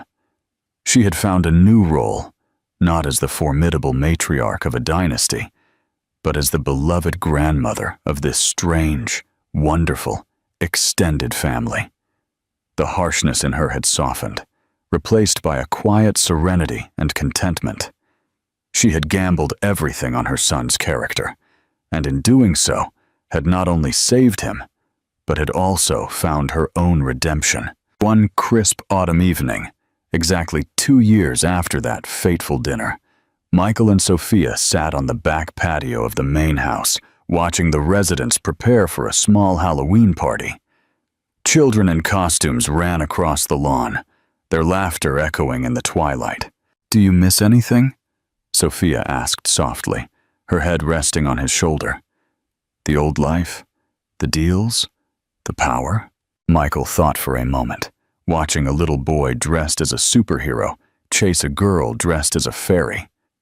"No," he said. His voice was filled with a certainty that was absolute. "I was playing a game, Sophia. A game where you win by accumulating things, but I never felt like I had enough. Now," he gestured to the scene before them, "this is real. This has meaning. I don't own any of it, but I feel richer than I've ever been in my life." He looked at her, his eyes filled with a deep, unwavering love. "I spent so many years trying to build an empire that I didn't realize the only thing worth building was a life. With you." She smiled, her heart full. "We built a good life, Michael Sterling." "No," he corrected her, a soft smile playing on his lips as he kissed the top of her head. "We built a great life. The past was not forgotten. The scars remained, a faint, silvery reminder of the pain they had endured and the lessons they had learned.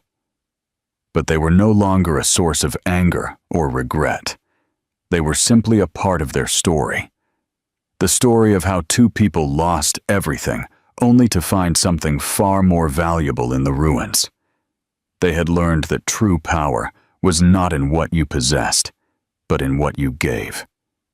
And that the strongest foundations were not built on wealth or privilege, but on the quiet, resilient, and extraordinary power of love and second chances. Don't forget to subscribe to the channel for more. Sunday-dressed North Beach in its finest sunlight. The colorful facades of old Italian bakeries gleamed. Street musicians improvised lazy chords on their accordions, and the air carried the sweet aroma of roasted corn mingling with the bitter scent of freshly brewed espresso. Julian parked his car a few feet from El Sabor de Eliana and stayed for a few seconds, looking at the glass door as if it were a portal to a world from which he had been exiled. He entered. The bell above the door chimed, and he was immediately wrapped in a familiar scent. Hot spices, toasted chilies, rich chocolate, and something only this place had: the aroma of living history. The room was full, but for a moment, everything moved in slow motion. His eyes scanned the tables until he found her. Eliana was behind the counter, stirring something in a cast-iron pot. Her face was serene, her body self-assured. There was no trace of the woman he had left a year ago, vulnerable and hurt. This Eliana had the calm of someone who had rebuilt her own home after a fire and hadn't allowed anyone to enter without knocking first. It was then that he saw the high chair near the cash register. A little girl was playing with a wooden spoon, tapping it against an embroidered tablecloth. She had dark brown hair, fair skin, and those eyes as black as his own, which seemed to pierce through any defense. Julian's world contracted until it fit only the distance between him and that child. The resemblance wasn't vague. It was a reflection, a tiny living mirror. He took an instinctive step forward, but stopped when he noticed the man standing beside Eliana. Leo was holding a tray, chatting with a customer, but his eyes never stopped watching Julian.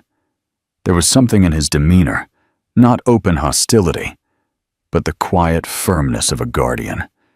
He didn't need to say, "Keep your distance." His posture said it all. Julian looked away and met Eliana's gaze. She was watching him with a neutral, almost professional expression. But in her eyes, there was a glimmer of something more. Perhaps caution. Perhaps a memory. He tried to start with a hello, but the word got lost in his throat. The clatter of plates, the rich aroma of mole, the soft music in the background. None of it could lessen the weight of the moment. He knew he wasn't there just to apologize. He was there to face something bigger, the piece of life he had abandoned, and that, somehow, had continued to grow without him. Eliana, without changing her tone, asked, "Table for one, or did you want to talk?" The air hung in suspense. Julian felt that any hasty answer could seal the fate of this reunion. What do you think was going through Julian's mind in that moment of silence? What were the stakes of his answer? The beginning of a different kind of negotiation. The sound of pots and the murmur of the restaurant filled the air again. But for Eliana, everything seemed muffled, as if the world was slightly distant. She kept her posture upright behind the counter, her gaze fixed on the pot of mole bubbling slowly, as if controlling the fire was the key to also controlling the whirlwind that threatened to grow inside her. Lily, in the high chair, moved her legs and tapped the embroidered tablecloth with the wooden spoon, completely oblivious to the silent earthquake happening between the adults. Eliana adjusted her daughter's hair ribbon, an automatic gesture, but one filled with instinctive protection. She wouldn't let Julian's return break the safe bubble she had built around her child. In the corners of this restaurant, the community watched. Ms. Rodriguez from the fabric shop next door whispered something to her husband. A group of young people glanced sideways, as if they were watching a scene from a telenovela. No one was openly intrusive, but the air was filled with curiosity. In North Beach, stories traveled fast. Leo, discreet, stayed near the coffee machine. He didn't say anything, but his body was ready to intervene if necessary. He knew Eliana well enough to perceive that this wasn't a time for jokes or impulsive gestures. Eliana felt her wounded pride throb under her skin, remembering every unanswered message. Every night she had to convince herself that moving on was the only option. But there was also an echo of compassion, not for Julian, but for the possibility of Lily growing up without knowing her own father. Julian didn't look like the same man who had left. His posture still carried some of the old arrogance, but there was a weight on his shoulders and a hesitation in his gaze that hadn't been there before. Eliana noticed it and hated herself for noticing. "You want some water?" Leo asked, breaking the silence and holding out a glass to Julian. "Thank you," Julian replied, accepting it like someone receiving a temporary truce. Eliana knew she needed to decide quickly how to react. The part of her that wanted to preserve the peace built over a whole year told her to cut him off immediately. But the part that was thinking about Lily's future insisted that maybe it was time to, at least, hear what he had to say. She leaned slightly forward, resting her hands on the counter. "If you came here to apologize," she said, "you should know that apologies don't erase a year of silence." She paused, measuring each word. "But if you came to talk about Lily, that's a different conversation." The tension hung between them, and Eliana felt the weight of the choice she had to make. Allowing Julian to get closer could open dangerous cracks in the tranquility she had conquered. But definitively blocking him would mean closing a door that might be important for her daughter. At that moment, she realized that there was no perfect solution to her dilemma. There were only paths, and all of them came with risks. The first brick. Julian couldn't remember feeling so much weight on his shoulders since the day his father dragged him to his first board meeting. But now, it wasn't shareholders waiting for reports. It was two figures in front of him. Eliana, as firm as an iron door, and Leo, as calm as a lake that, if provoked, could hide strong currents. He tried to speak, but the phrases came out like sour notes. I didn't know. I didn't know about her. I didn't want—" He stopped. He closed his eyes for a second. He took a breath, trying to reorganize the chaos into labeled boxes. When he opened them again, he saw Lily clinging to the embroidered cloth, oblivious to the gravity of his words. "I don't want to take anything from you," he risked, looking at Eliana. I want to be here, to know her, to help, to be a part of it." It was the first time he had used the word help without it being tied to a commercial transaction. He felt vulnerable, almost ridiculous. Leo approached slowly, as if measuring the distance between two dogs that hadn't yet decided whether to fight or sniff each other. "Then start by understanding that this isn't about you," he said, without raising his voice. "It's not about clearing your guilt or fixing your image. It's about her," he said, pointing to Lily, "and proving that you won't vanish at the first sign of trouble." The words of the history teacher. A lesson Julian knew Leo to be, sank in like a well-structured argument, brief and to the point. Julian swallowed hard. He was used to negotiating with numbers, not with time and consistency, and he knew that in this territory, there were no protective clauses. Eliana remained motionless, watching his every reaction. When she finally spoke, her words came like a contract that didn't allow for renegotiation or limits. "You're not going to decide when you appear or disappear. You're not going to set the schedule. You're not going to promise what you can't deliver. If you want to be here, you'll be here in the way that's best for her.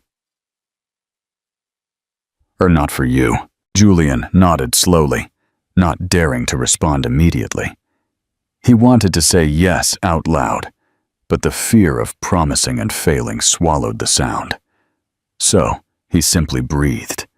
He felt that any hasty word could tear down the bridge that by some miracle was just beginning to be built.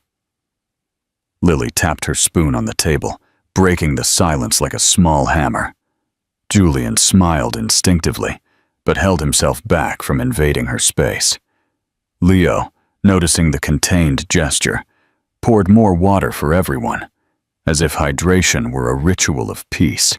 "If you accept," Eliana concluded, "know that the rhythm won't be yours. It will be hers and mine." She raised her chin, ending the conversation for now. "Think carefully, because if you back down later, you don't get to come back." Julian looked at the girl one more time and felt something tighten in his chest. Urgency, fear, and an old guilt he no longer wanted to carry. He knew that if he left now without giving an answer, he would lose more than time. He would lose the opportunity to be a better person for her. He took a deep breath and simply said, "I'm staying." It wasn't a speech. It wasn't enough. But it was the first brick. Eliana took a step back, like someone sheathing a sword, but still watching her opponent. "Then we'll start from the beginning." And as if someone had pulled an invisible string, Julian's memory went back to the exact moment he first walked through the restaurant's door, before everything got so complicated. The seeds of a dream. The scent of toasted corn and dried chai lace was the aroma of Eliana's childhood. She grew up in a small adobe house in the hills of Little Italy, where the wind carried the sound of church bells and the crunch of tortillas on the griddle. Her mother, Teresa, cooked with calloused hands and a care that felt like magic. "Food is memory," she always said, as she taught her daughter to recognize the exact point of a mole by its aroma, not its color. The family kitchen was simple: a wood-burning stove, worn pots, a mortar inherited from her grandmother. But for Eliana, it was the center of the world. The most important stories were told there, between the smell of cinnamon and the sound of dough being kneaded.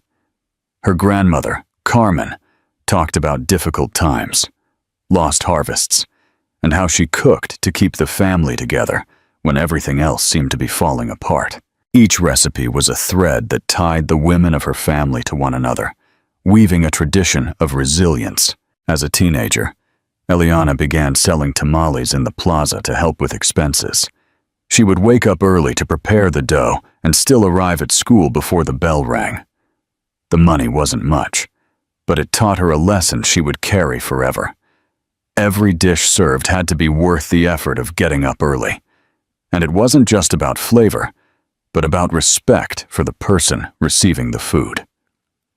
When she turned 18, she decided to try her luck in San Francisco. She took with her a notebook of handwritten recipes from her mother, some savings, and her grandmother's silent blessing. She worked as a kitchen assistant in small restaurants. She washed dishes until her skin cracked, watched chefs and waiters, and memorized spice combinations, like someone memorizing poems.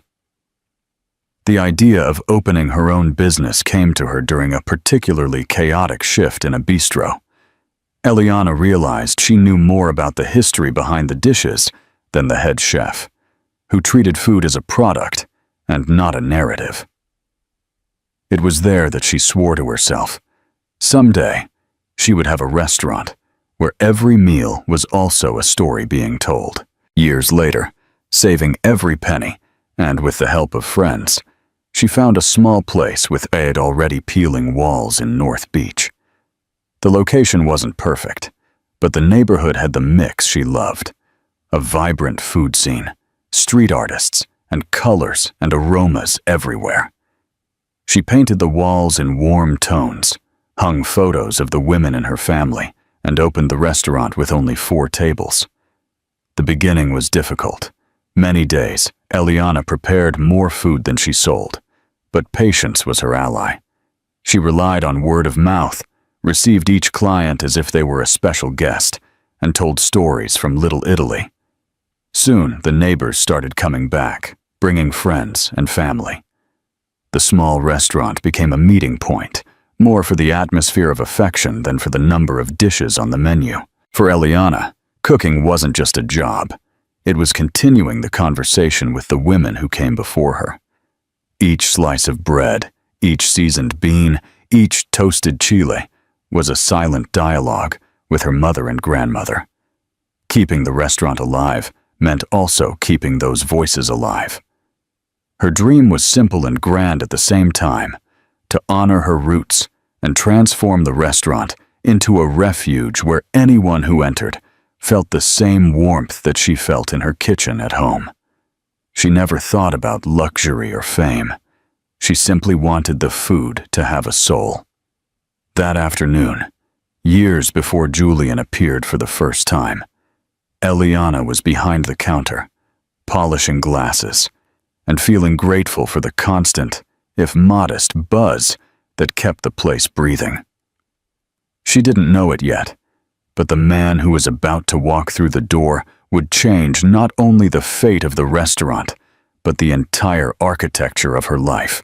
The boy in the glass house. Leon was born surrounded by glass walls, transparent enough to show the world, but cold and unbreakable when it came to affection. The only son of a couple who turned every gesture into a transaction, he quickly learned that love, in the home of the Montemayor family, was confused with performance. His mother, Victoria, was an impeccable presence in the social columns, but a constant absence at the family table. His father, Arthur, measured the value of any conversation by the financial return it could generate.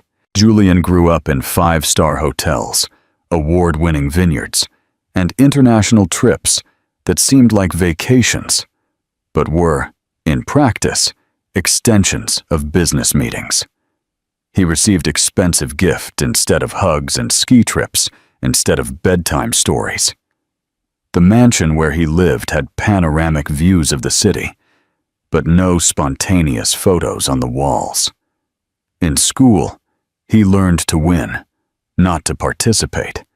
At tennis, at horseback riding, in business simulations. No matter the activity, there was a goal and a constant pressure to exceed it. His father repeated a mantra: "Commitment is weakness. He who clings loses focus."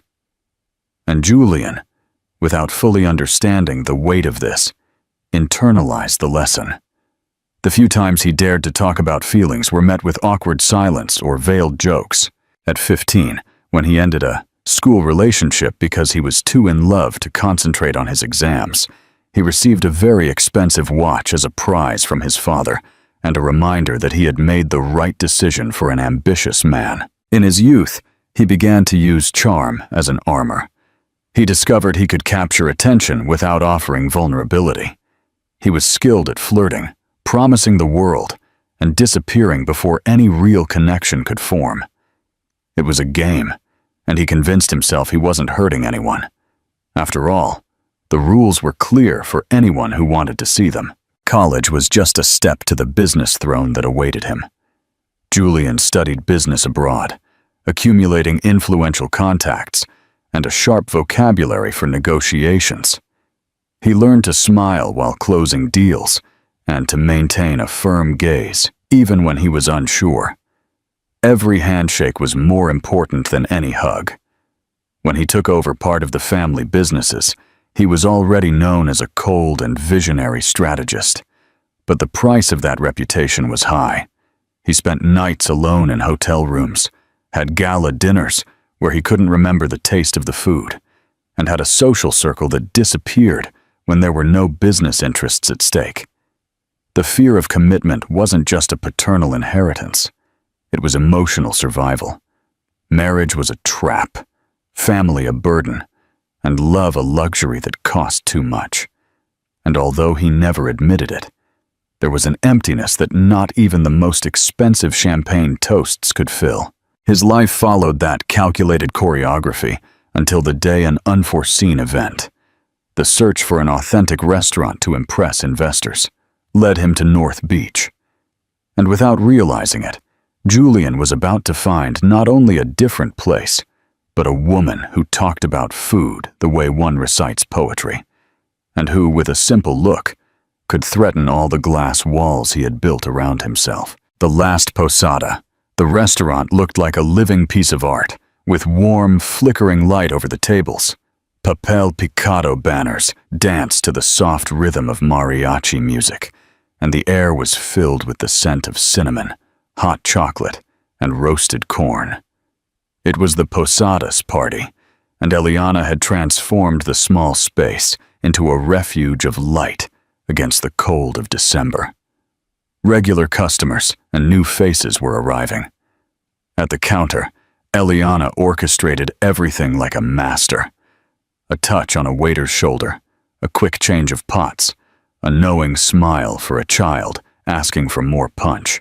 Julian, beside her, wore a simple sweater instead of his usual suit and carried trays as if he were part of the team.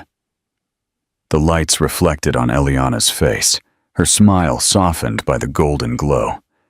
The night seemed to wrap them in an intimate, protected atmosphere. Here, with no customers nearby, the music and the warmth of the candles created a space where time seemed to slow down.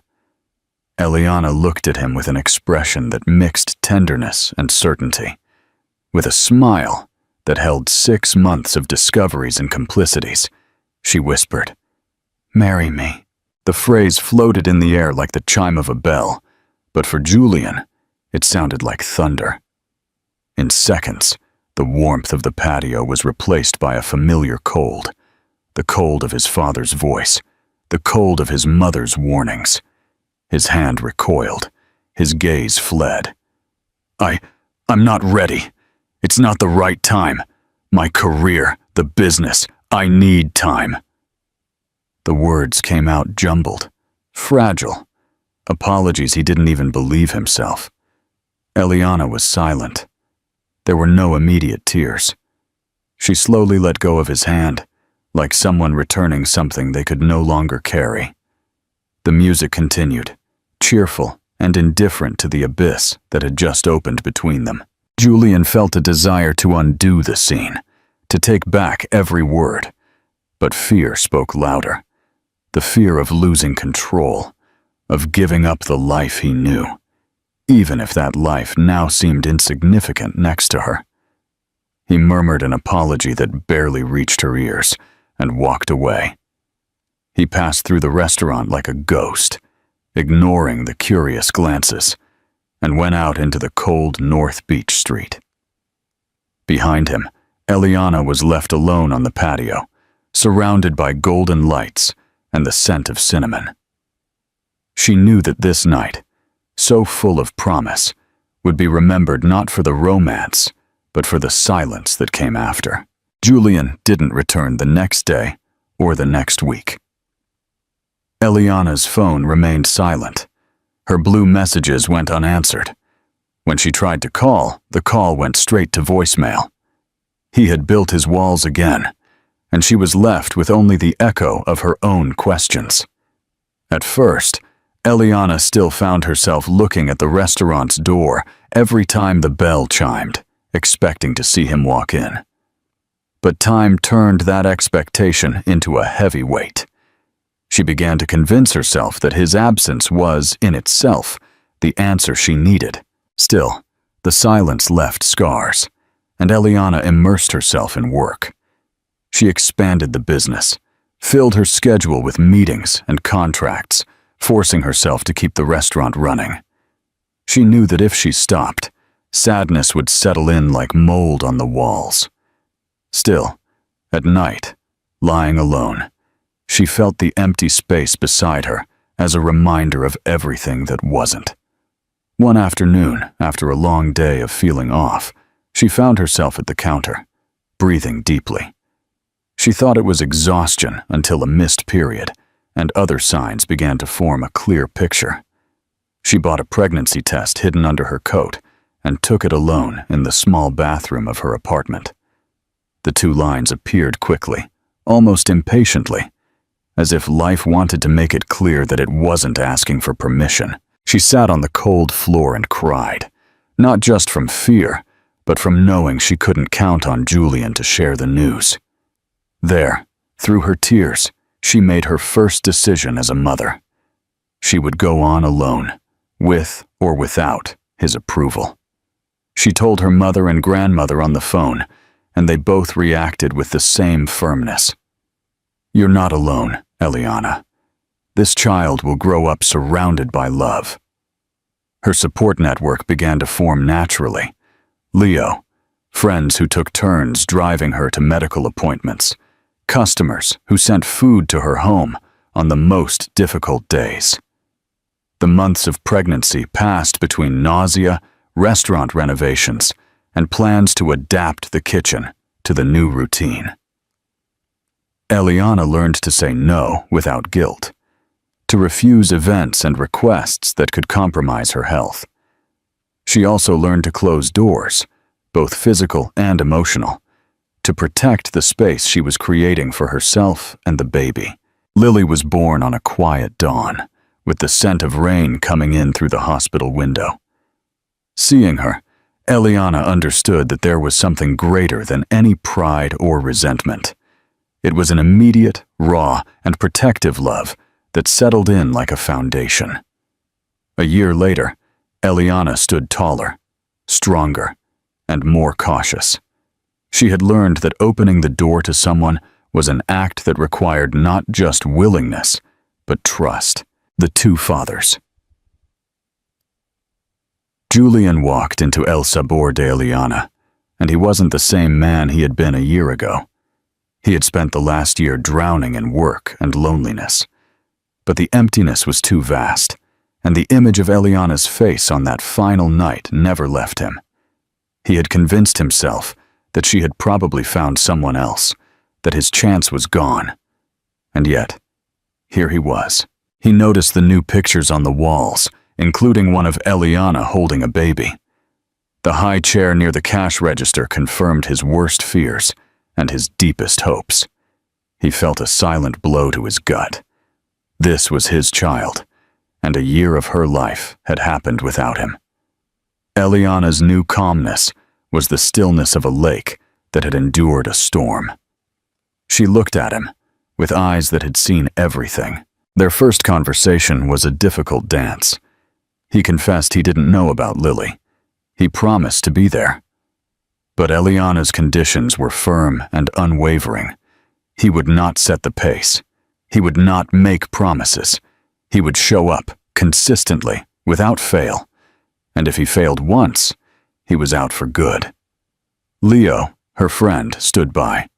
A silent guardian. A constant reminder of the support system Julian had so carelessly abandoned. Julian accepted. He spent the next few weeks trying to prove himself. He learned to change diapers, to play with Lily, to soothe her cries.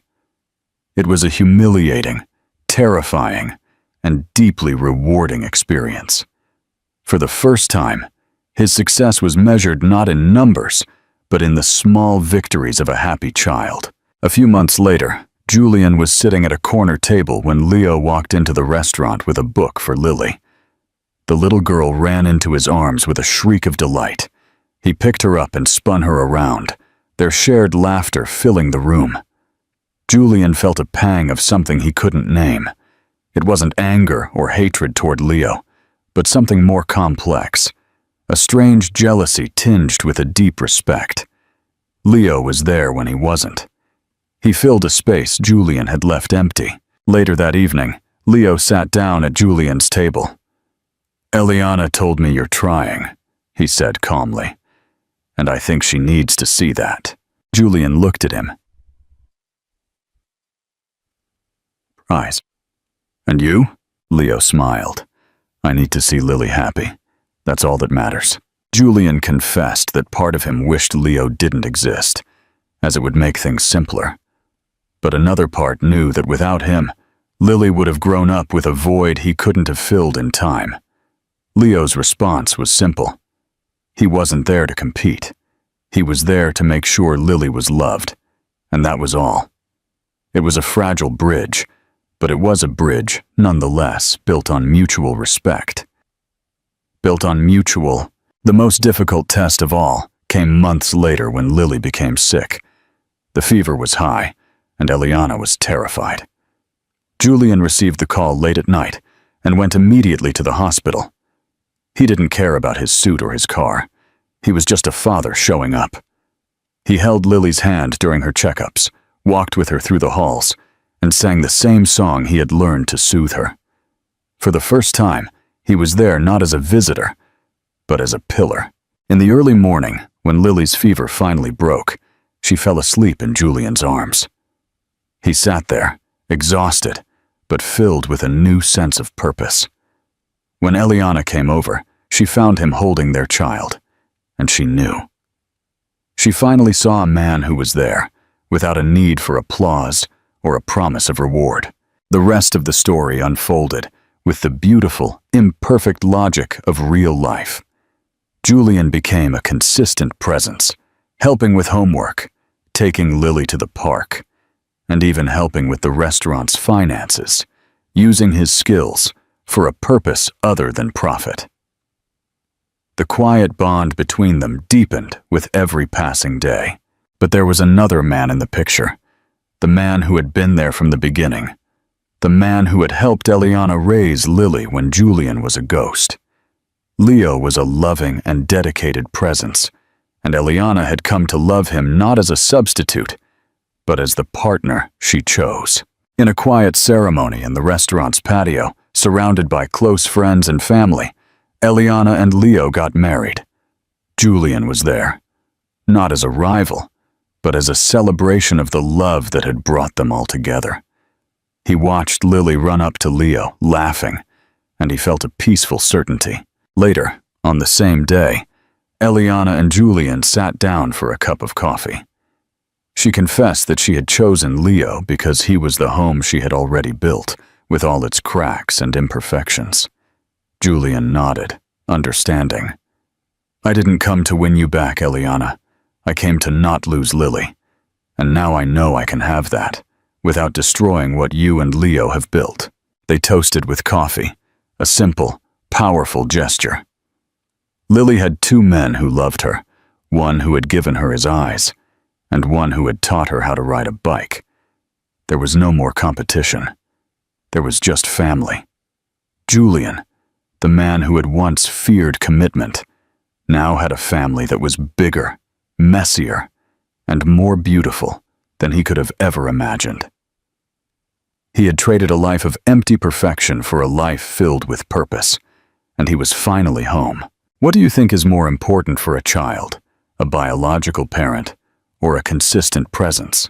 If you enjoyed this story, feel free to share your thoughts in the comments below.